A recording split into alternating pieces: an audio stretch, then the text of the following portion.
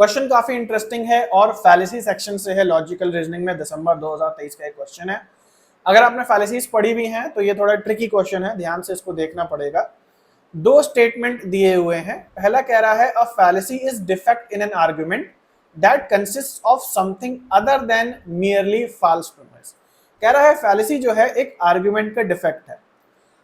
ये ऐसा केवल इसमें ऐसा नहीं है कि प्रीमाइस अगर गलत होगा तो फैलेसी हो जाएगी, है ना। कभी कभी क्या होता है कि प्रीमाइस तो गलत है ही, लेकिन उसे प्रेजेंट ऐसे किया गया है कि वो सही दिख रहा है ना। तो केवल और केवल फॉल्स प्रीमाइस से फैलेसी नहीं होती, उसका सही दिखना भी जरूरी है। तो ये बात सही है कि फैलेसी एक प्रकार का डिफेक्ट है।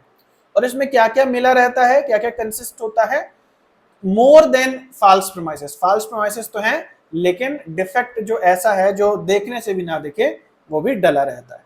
तो ये बात हमारी सही हो जाएगी।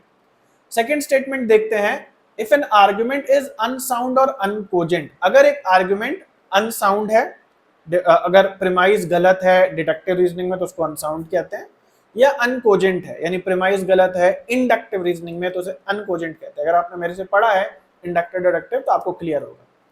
अगर कोई भी प्रीमाइस में कह लो सरल शब्दों में कि प्रीमाइस गलत है, प्रीमाइस रॉन्ग है, प्रीमाइस की इंफॉर्मेशन फॉल्स है, इट हैज वन और मोर फॉल्स प्रीमाइसेस और इट कंटेन्स फैलेसी और बोथ।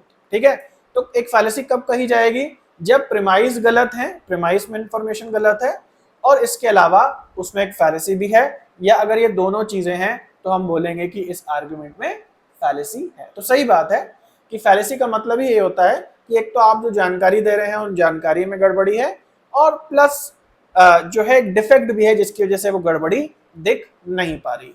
तो यहाँ पे पहला ऑप्शन सही है, दोनों ही स्टेटमेंट करेक्ट है।